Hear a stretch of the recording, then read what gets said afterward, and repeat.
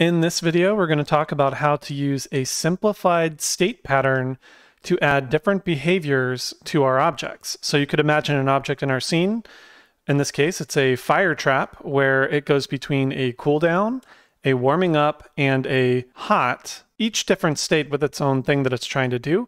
And if you think about it in games, a lot of different objects in our scene could have a number of states, right? You could have a boss that changes its behaviors depending on how much life it has left. State pattern is just really useful in games, and I think it's worth talking about how we can do a simplified version of that for the objects in our scene.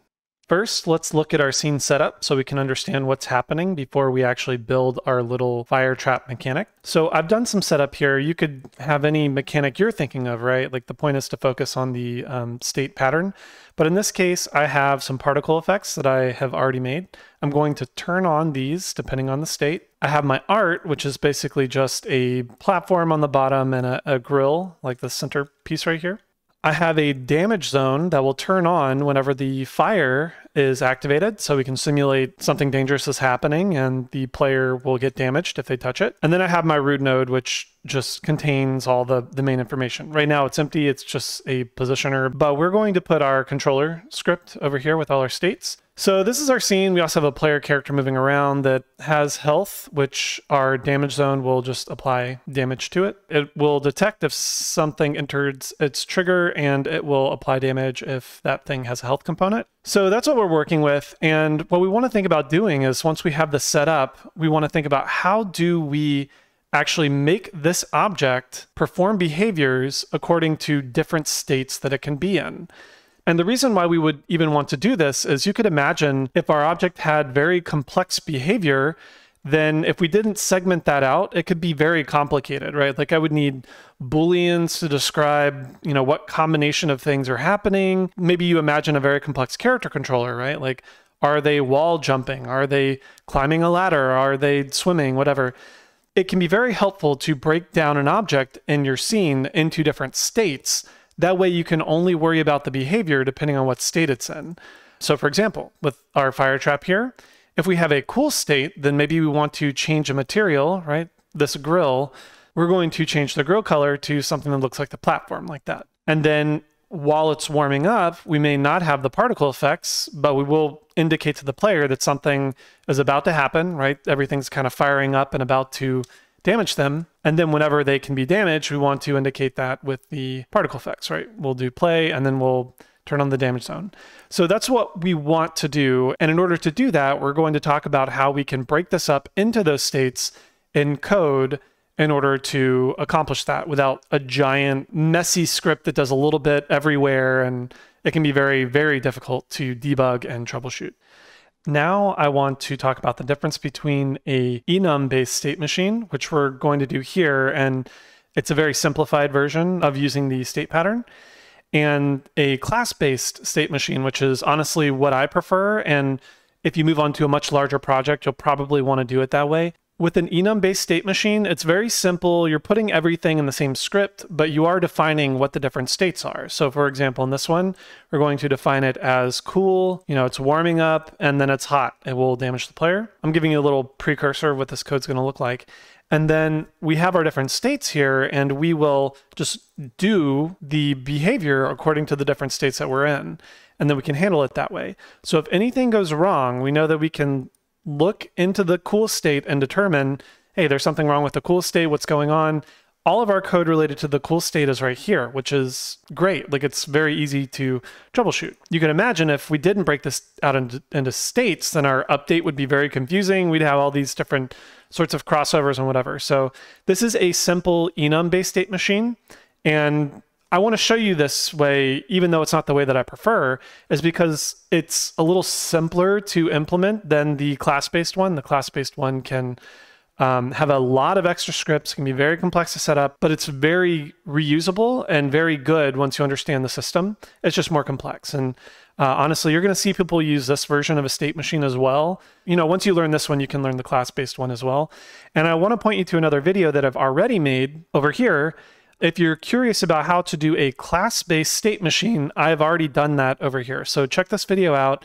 if you want to do it the more complex way after you get through this video and you kind of understand what we're doing here, then you can create a more reusable system with the class-based solution. So in this video, we're going to do the enum-based just to show you what that looks like and to show you how you can apply that to a very simple object in your level. Okay, let's create our fire trap state controller. Now, it's important to mention that I'm doing this with a fire trap, but you could use this on whatever objects you want if that object has different states. So you could imagine like a thwomp from Mario, right? It's falling state, it's landed state, it's going up state, it's waiting state.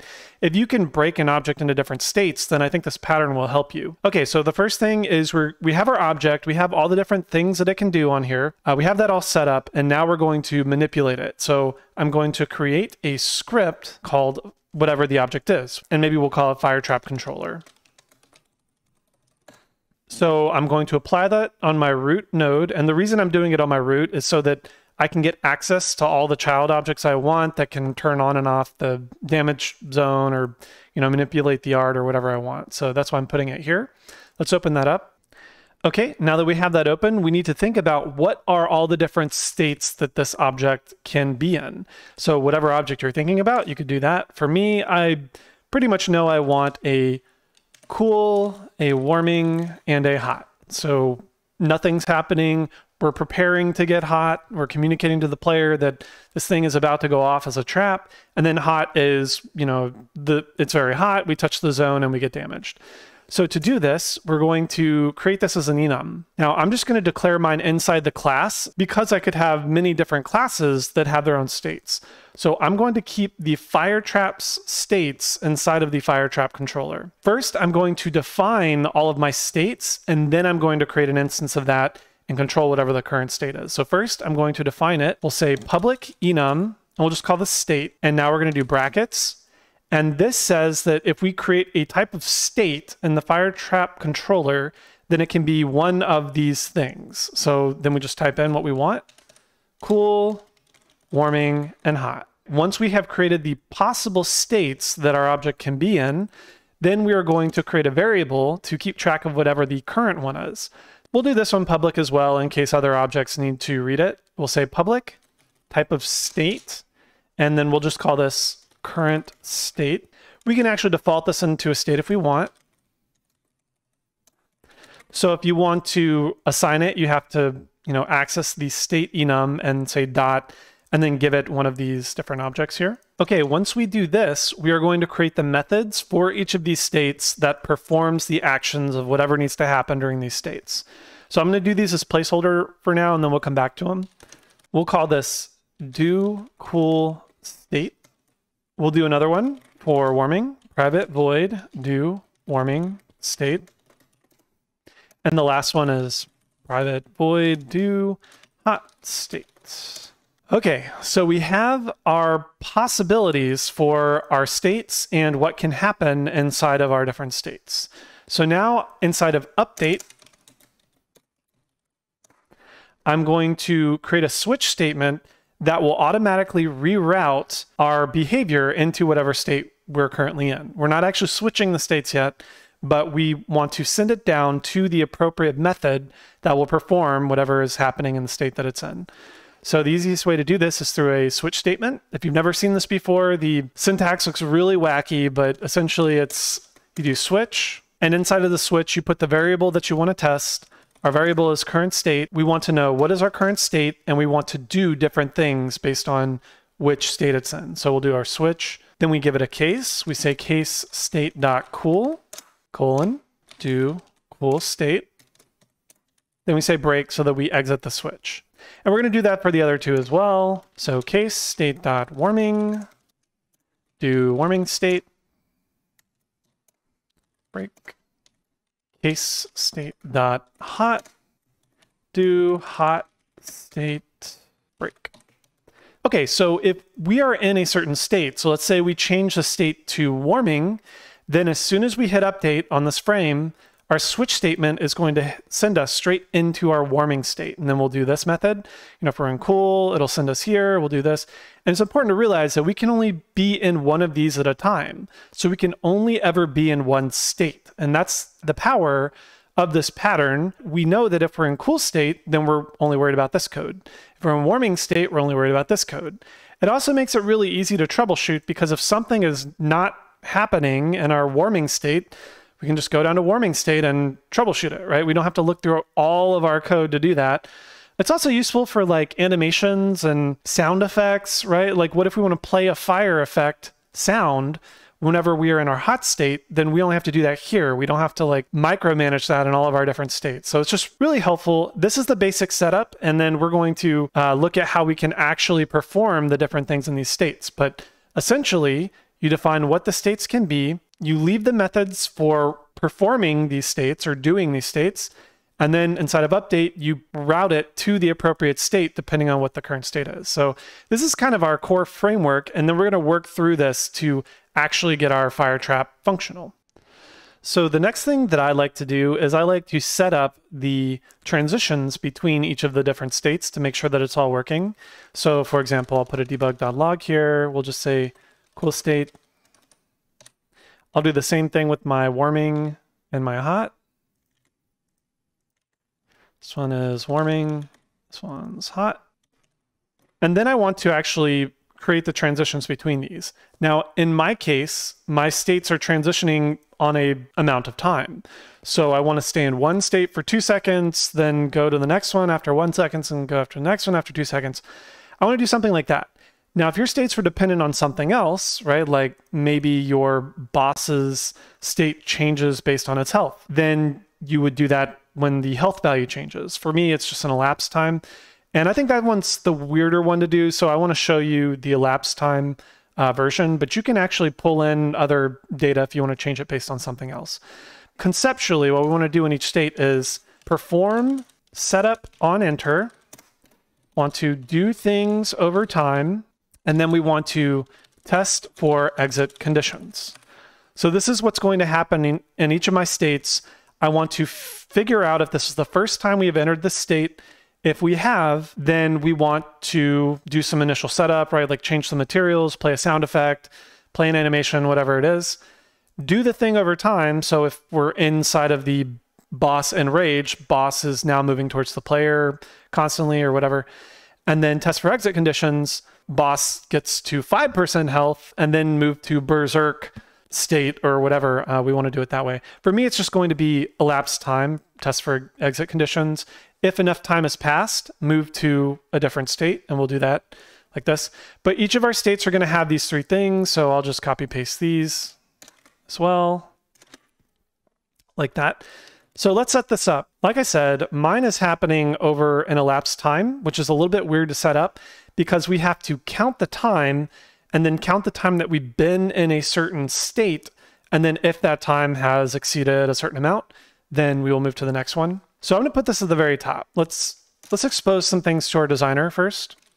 We'll go serialized field, private float, cool duration, say 2 seconds. We'll do the same thing for warm up, warming duration. We'll do 1 second. That one's a little bit shorter. Hot duration. 2. So we have the amount of time that we want to test to see if it has elapsed. So if the cool duration is 2 seconds, we want to test if the elapsed time has surpassed whatever the cool duration is, or the warming duration or hot duration, and then transition to the next state if we want. So we are going to reuse a private variable of type float that we're just going to call elapsed time. We'll default it to 0. So the next thing I want to do is at the very bottom, we're going to make a public void change state method, and we're going to take in the desired state. We'll call that new state. Okay, so the first thing we're going to do is we're going to change the current state to be equal to the new state. And the next thing we want to do is, because we want to test elapsed time, we're going to change the elapsed time to be 0. And actually, I'm going to rename this variable because I think it's a little bit different. It's not elapsed time, it's elapsed time in state.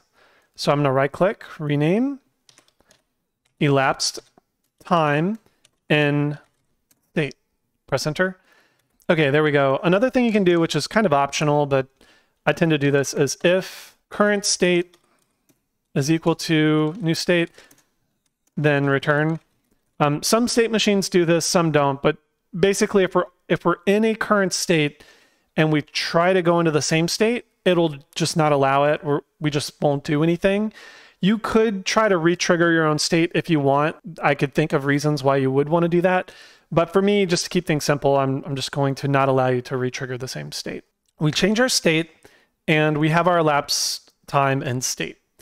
So what I want to do in each of these states is at the very beginning, I want to say if elapsed time and state is equal to 0, then do our initial setup, right? Essentially what we put here, perform setup on enter.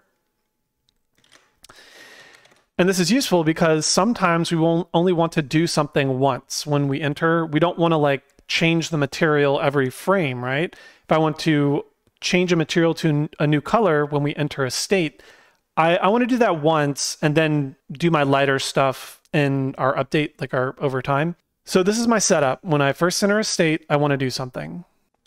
And let's actually move our debug.log statement here just so we can see this in the console and test. But if it's our first time entering the cool state, then we will print it. Then we want to elapse the time by just adding time.delta time. So we've done our initial setup, we elapse the time. So next time we come through, our elapsed time won't be 0.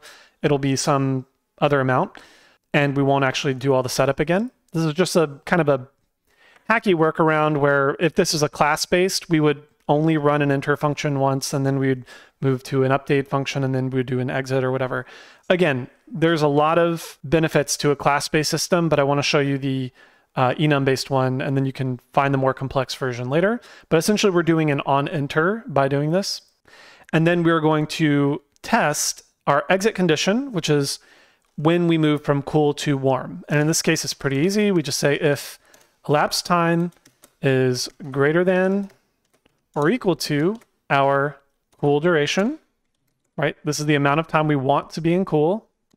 And if we have surpassed that duration, then we want to change state to, and then we'll pass on a new state, state.warming.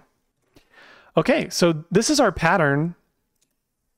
And again, you can apply this to almost any mechanics you want, right? Like whatever kind of trap this is or mechanic it is. And me, I'm just waiting over time. I'm gonna do the same thing. So we'll just review this process for our warming state. We will say if elapsed time is equal to 0, we have entered the state and we can do our setup. We'll add more stuff here later. For now, I'm just trying to get my system working.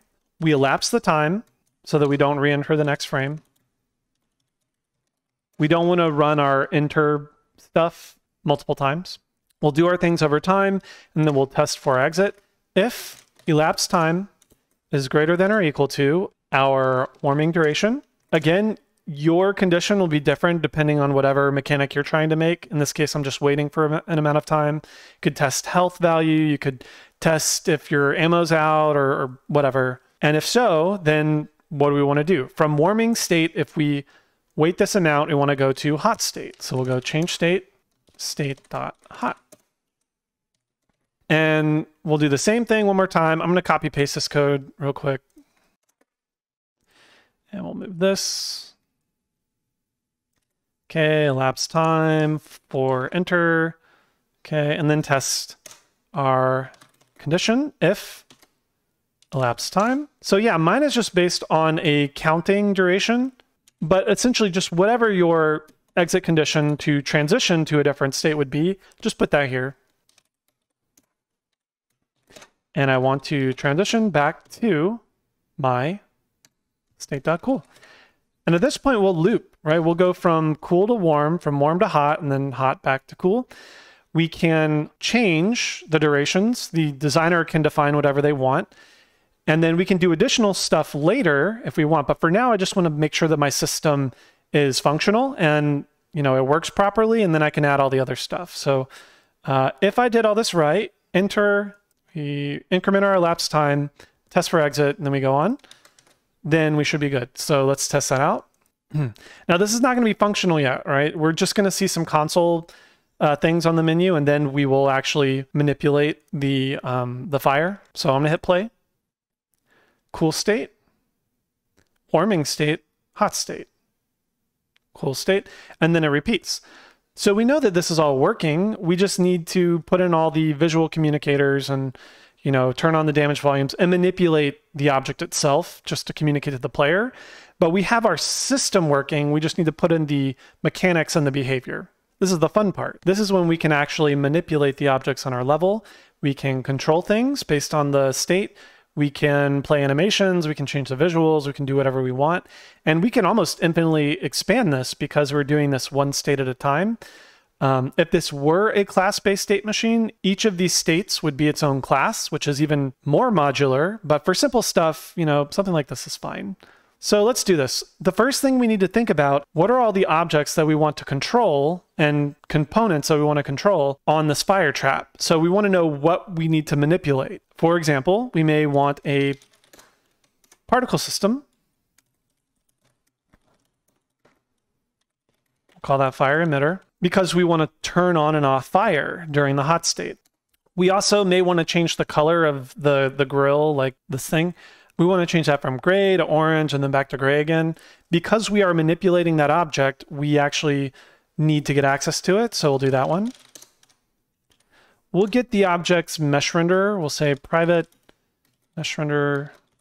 We'll call this grill renderer. Probably should have put private here as well. And then during the hot state, we actually do want to turn on and off this damage zone over here, this damage trigger. We're going to turn on and off the collider itself. So while the collider's on, it will detect, and then, you know, on trigger enter, which the script is handling, it will apply damage. We're just breaking that out into its own script. So we're going to come back. We know we are going to want access to a private collider damage trigger, like that. And if you're building this with a separate mechanic, you may have other things you want to manipulate. Like if you want to play a sound effect or whatever, you would probably want access to an audio source or a clip or whatever. That's fine. I'm actually going to start grouping this stuff. Let's say we'll leave a little attribute header. We'll call this dependencies. Dependencies. Let's leave one for our different states as well. So we'll have cool state,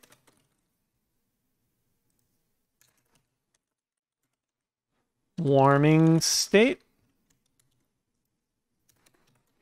and hot state. So if we have additional things, we can put that down there.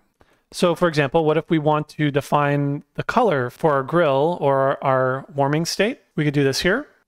We could say serialized field, private color, cool color. We could give it a default, but it's usually easier to set this in the inspector. We'll start off with black, but we'll define this more. For our warming state, we actually want to change this color to warming color. We'll say color.red, and we forgot our serialized field here. We could define a different color for hot if we want. I'm just going to keep it on warming. So I'm going to save this. I'm going to come back in the inspector, make sure that all this stuff is compiling properly, and we're going to fill in all our references here. So our cool color starts off as black. We maybe want that to be something closer to, you know, you could make this whatever you want really, but we'll do that. We'll do our orange, we'll make it more orange, kind of like that. I still need to get my references here, so we'll say our grill, our damage collider. So you could drag and drop the component, or you could just get it from the object. Our fire particles. Also, by the way, on our particles, make sure that you do not have plan awake. You uncheck that because we want to tell it when to play. Okay, so now that we have all this set up, we can actually trigger this when it's supposed to happen inside of our script using our states. As a quick reminder, each of our states has an enter, if you want to think about it that way, a do this over time, like every single frame, and then an exit condition. So, you know, when we leave the state, do we need to clean up after ourselves? Sometimes we do. We could do that here as well. So let's actually implement all these things that we've been talking about. So let's see. On cool state, when we enter, we want to make sure that we change our grill color. So we would say grill renderer dot material dot set color. So this will change the color property on the material. To access the color parameter, we actually need to pass in underscore color as a string and then assign a new color. So we're accessing the color parameter on the material and giving it a new color, and we'll do this one the cool color. All right. So the first time we enter our cool state, we are changing the color of the grill, and we're not doing anything at that point. So the way that our cool state works is we just reset it, we wait, and we don't do anything. And then once the duration has passed, we move to warming. We could do other things here if we want, but in this case, we don't need to. Okay, on warming state, we will again set a new color. We'll say grill renderer dot material dot set color. Again, this is color. Warming color, right? So this is a different color than the cool one. So we enter cool state, play the cooling color, enter warming state, do the warming color. And that's actually all we need to do for warming state as well. We could start a sound effect or something if we want. We could do a different particle effect that's like a steam coming up about to be warm if we want. In this case, we're going to keep it simple just to show you. If you wanted to do that, you could do it here. I'll actually do that on the next one. So finally, on hot state, remember for our hot state, we want to turn on our fire particles and enable our damage trigger. So we'll do damage trigger dot enabled equals true. So we'll turn it on. We'll also play the fire particles. We'll do that once, as the one time we enter hot state. We'll progress the time, and then we'll wait for a certain amount of time. And then finally, before we go back to cool state, we want to clean up after ourselves. In this case, we want to say damage trigger dot enabled equals false. So we'll turn this back off. We will also stop our fire emitter. And that should be it. I mean, just to recap, we can only be in one of these at a time. When we first enter cool state, do our setup, change the color of the thing, and then wait. Move to our warming state, change the color to our warming, progress time, wait. When we enter our hot state, you know, we could actually clean up the set color if we want. We could change it to a different color. In this case, we'll just leave it. I think it's fine. But you totally could do that. We'll turn on our damage trigger dot enabled equals true. We will play our fire effects. Then we will actually turn this back off before we leave. We want to make sure that we don't leave anything hanging. So we'll do that. And I think that'll be it. Let's go ahead and try it in our scene. So when we hit play, we should actually see all the visuals. Okay, warming, hot, cool, warming, and then we'll test for damage. Okay, it took damage. Raining health, we could take another one. Oh, we're not scrolling.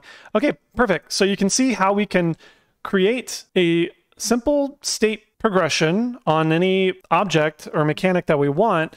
It's the same process. And just to remind you one more time what that process was, we'll put this at the very top.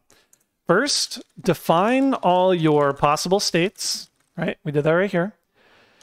Track your current state, route it through update. Actually, right before that, we will create a do method for each possible state. So this is setting up our framework. For each state, have an enter over time and an exit condition, right? So basically have a way to change something when you enter a state, to do something over time, and to do something when we exit, which we have right here, right? For us, it was elapsed time. For you, it could be anything you want. You just have to, you know, pass it in or get that from somewhere with your dependencies. So this is our enter, this is our do things over time, and this is our check, so to see if we can exit. Change state appropriately, right? So this is like test functionality before we get all the other dependencies. Got access to objects to manipulate. And then we manipulate objects in the appropriate state. So I know it seems like a lot here, but you can boil down any mechanic that you want to apply this to into these same things, right? You have to think about what the states on this mechanic could be. You need to create the do methods down here so that each state can do something specific. Each state should have an enter, an overtime, which is just whatever is right here, and an exit. You want to make sure that you're changing the state based on your exit condition.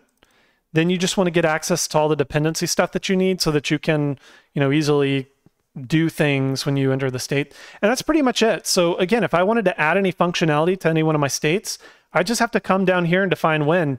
I play a sound effect when the fire first starts. Cool, I add it right here. I get access to an audio source and I play it. And that's pretty much it. So you can see how this cleans up our code. It is a lot to look at, but if I want to troubleshoot, it's a lot easier to dissect what state am I in? Okay, well now I know I'm somewhere in here. Let me figure out where it's going wrong and I can fix it that way. Maybe this is just one last pitch for a class-based system. You can see how many lines of code this is. Like this is what we're over 100. And if we wanted to add even more states, it would be even longer. If we were to do a class-based where we have our state machine, which is kind of the thing that changes the states, and then all of our different states, so each state could be its own class inside of its own script, you could imagine that we could have a much smaller main script, and then each of our states are their own scripts. And, that would be a lot easier to add additional ones onto it without this giant long script. But again, this is a simplified version of a state machine that you're going to see commonly in code, and it's worth understanding how to do it this way so that if you have time to set up your own class-based state machine, you can do that and you kind of understand the basic concepts a little bit more. And you can move to that system later on. So hopefully you can take this and you can put it in your own mechanics and use the same process and add your own behavior based on different states. It's really helpful to think about things in terms of states and different behaviors in different states. As you can see, you can start to create some really complex stuff that is compartmentalized into different chunks. And think of all the ways you can add this to your own games. And I hope this helped you think about states and just state pattern in general. I encourage you to look at the other video that I showed for class-based state machines, if you like this stuff and if you want to look at how you can expand this even more. So hope this helped you out. Thanks.